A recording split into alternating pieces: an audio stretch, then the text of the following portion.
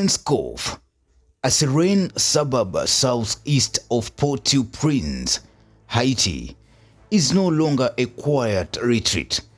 It's become a battleground where Kenyan peacekeepers and Haitian forces face relentless gang violence. Under the Multinational Security Support Mission, or MSS, these brave officers risk their lives to restore peace. But a recent deadly ambush has raised the stakes. Is it moving?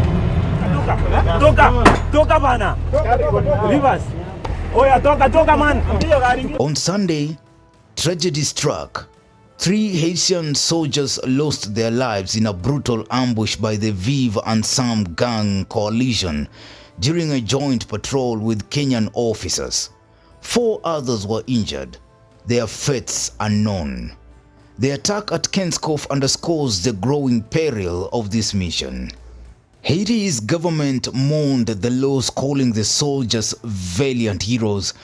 In a heartfelt statement, the Prime Minister's office said, quote, "They fell as defenders of our sovereignty. Their sacrifice a reminder that freedom comes at a price."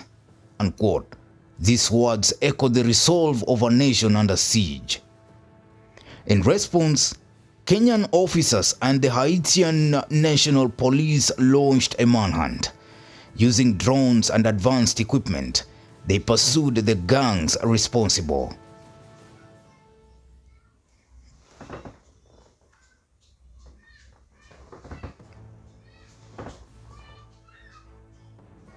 Kenscoff has been under siege for days, with fierce firefights between law enforcement and Viv Ansanm.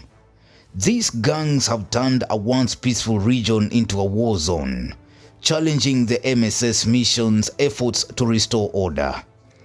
The mission has come at a steep cost for Kenya. I think I can tell you that Rome was not built on a day.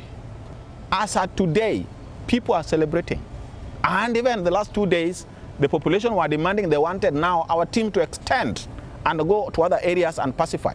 There's overwhelming support and the population are very happy. I can tell you that MSS is a unique mission. It has never been done the world over. This is the first of its kind, and anything new comes with challenges. That one we have to accept.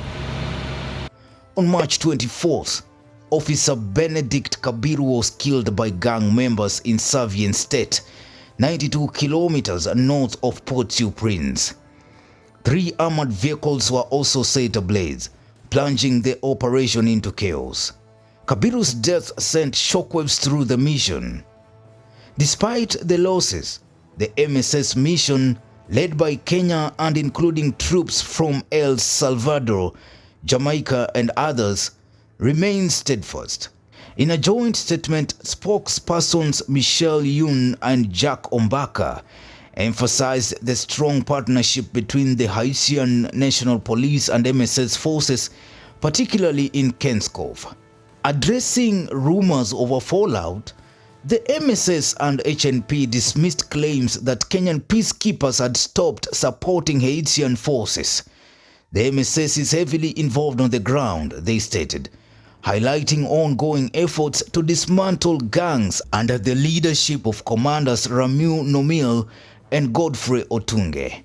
According to the police bosses, for instance, in the commune of Kenscoff, which is located 11 kilometers south of Haiti's capital Port-au-Prince, the MSS peacekeepers and the HNP were working in perfect synergy to dismantle the gangs.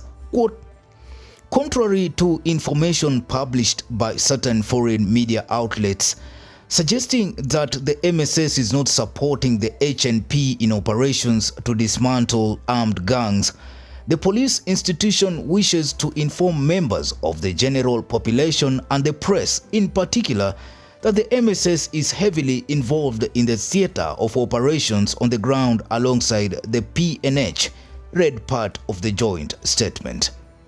The statement went on to add, indeed, in the commune of Kenscoff, as on all other fronts, The Haitian National Police and the Multinational Security Support Mission are working in perfect synergy as part of actions aimed at continuing the fight against gangs in the country. The police chiefs further noted that the Haitian police boss Romeo Nomil and the MSS commander Godfrey Otunge were developing solid relationships by constantly reviewing strategies to better address insecurity. The latest development comes on the back of allegations that the Kenyan Peacekeepers had stopped supporting their Haitian counterparts in curbing their gang rampage. According to a section of media outlets, the fallout followed the killing of Benedict Kabiru, a Kenyan officer who was part of the MSS Peacekeeping Mission. Kabiru was reportedly shot dead on Monday, March 24, 2025 in Savian State while carrying out an anti-gang operation.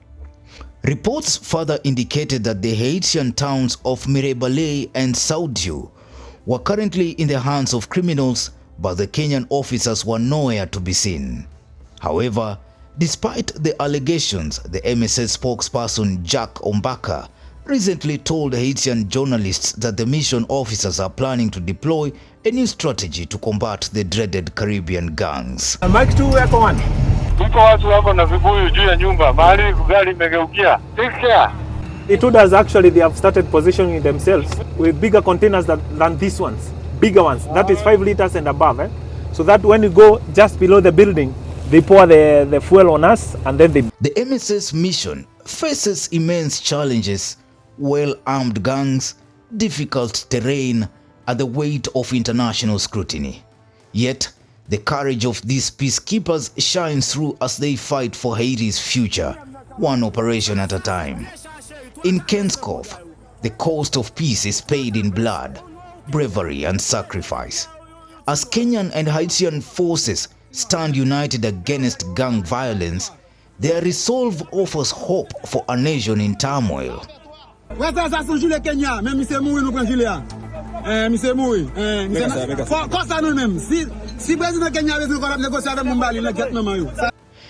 Although Kenyans have raised a red flag over the mission still goes on. What do you think? Let us know. Newsroom, Maisha TV, Bushabi Jr.